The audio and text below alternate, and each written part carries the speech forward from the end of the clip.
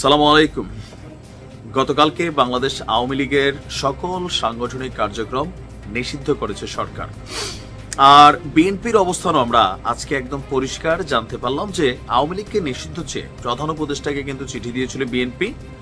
আর আওয়ামী লীগের নিষিদ্ধে উচ্ছ্বাস প্রকাশ করেছে বিএনপি, মনে করছে যে বাংলাদেশ জঞ্জাল মুক্ত হয়েছে। আবার কিছুটা আশঙ্কা রয়ে গেছে, এরকমও তারা মনে করছে। বাট এই টোটাল আওয়ামী লীগকে নিষিদ্ধ করার জন্য সবচেয়ে আমার মনে হয় যে প্রায়োরিটি লিস্টে দুইটা দল সবচেয়ে বেশি ভূমিকা প্রথম থেকে ছিল, এটা হচ্ছে এনসিপি আর জামাত। জামাত তো হবেই, কারণ জামাতরা আওয়ামী লীগ নিষিদ্ধ করেই দিছিল, সেইখান থেকে জামাত ব্যাক আসছে। সো এত উদারতা বাংলার জমিনে মানুষের যে আমাদের নর্মাল ডিএনএ গঠন হয় প্রাকৃতিক ভাবে, তো সেইখানে এই উদারতা থাকার কথা ছিল না, যার কারণে আওয়ামী লীগ নিষিদ্ধে ছাত্র শিবির এবং জামাত এই যে বিশাল গণজমায়েত লাগাতার আন্দোলন, সেখানে কিন্তু অনেক বড় ভূমিকা রাখছে। কিন্তু এত বড় ভূমিকা রাইখা এখন নিজেরাই আর একটা বাটে পড়ে চলছে, মানে বাটের দিকে চলে যাচ্ছে। সরকারের খুবই শক্তিশালী উপদেষ্টা মাহফুজ মাস্টার মাইন্ড, সে যেই ঘোষণা দিছে জামাতের কর্মীরা মোটামুটি গণহারে তারা গালাগালি শুরু করছে। কেন ভাই, এখন আসুন কেন জামাতের নেতা কর্মীরা মাহফুজের কালকে পর্যন্ত মানে নিজেদের ভাই ব্রাদার মনে করে আজকে গালাগালি করতেছে? কারণ এইবারের টার্গেটটা জামাত। যে জিনিসটাতে গত প্রায় 71 to 25 54 বছরের কাছাকাছি সময় জামাত ঝুঁকে নাই, সেইখানে ঝুঁকাবে এবার কে? সরকার। সিদ্ধান্ত কি দেখেন, উপদেষ্টা মোহাম্মদ মাহফুজ আলম মনে করছে 71-এর প্রশ্ন মীমাংসা করতেই হবে। ই লাগাইছে, ই প্রত্যয়, যাদের বাংলাতে একটু হালকা গ্রামার আইডিয়া আছে বুঝতে পারেন। ই মানে হচ্ছে আমরা খাবো, খাবই, যাবো, যাবই।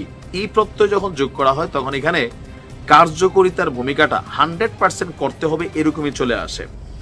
তো মাহফুজ বলছে 71-এর প্রশ্ন মীমাংসা করতেই হবে, যুদ্ধাপরাধের সহযোগীদের ক্ষমা চাইতেই হবে। মানে 1971 সালে বাংলাদেশের স্বাধীনতা বিরোধী ছিল জামাত, আর তারা পাকিস্তানিদের সহযোগী ছিল, এটাই তিনি বলছেন। তিনি বলছেন বাংলাদেশের রাজনীতি করতে হলে পাকিস্তান পন্থা বাদ দিতে হবে। এই যে ভারত পাকিস্তান যুদ্ধের মধ্যে একদল পাকিস্তান প্রেমীর দেখা মিলছে, পাকিস্তান জিন্দাবাদ প্রেমীদের দেখা মিলছে। তো মাহফুজের বক্তব্য, এই পাকিস্তান প্রেম ভাই আপনাকে ছাড়তে হবে। ভেরিফাইড ফেসবুক আইডিতে মাহফুজ বলছেন পাকিস্তান এদেশে গণহত্যা চালিয়েছে। যারা মনে করছেন যে না পাকিস্তান এটা করে নাই সেটা করে নাই, তাদের উদ্দেশ্যে তিনি বলছেন যে পাকিস্তান অফিসিয়ালি ক্ষমা চাইলেও, তদুপরি আবারও ক্ষমা চাইতে রাজি হলেও যুদ্ধাপরাধের সহযোগীরা এখনো ক্ষমা চায়নি। মানে জামাত এখনো ক্ষমা চায়নি, বরঞ্চ ইনিয়ে বিনিয়ে গণহত্যার পক্ষে বয়ান উৎপাদন বন্ধ করতে হবে। এই কথাটার বক্তব্য হচ্ছে জামাত 71 নিয়ে নানান ধরনের বক্তব্য তারা দেয়, কৌশলী বক্তব্য দেয়, এটাকে তিনি বলছেন ইনিয়ে বিনিয়ে এই সকল মানে কথাবার্তা বন্ধ করতে হবে। জুলাইয়ের শক্তির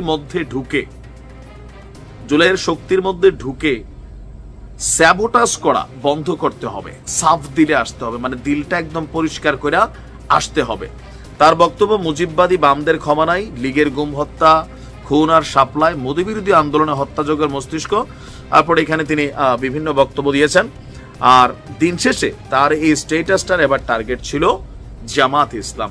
তো আপনার কি মনে হয় যে মাহফুজের কথায় জামাত আসলে কি ক্ষমা চাইবে, বা জামাত কি নৈতিকভাবে মনে করছে যে 1971 সালে তারা যে মানে ঘটনাগুলো ঘটাইছে সেটা আসলে কি বাংলাদেশ বিরোধী ছিল বা নীতি নৈতিকতা বর্জিত কোনো কর্মকাণ্ড ছিল?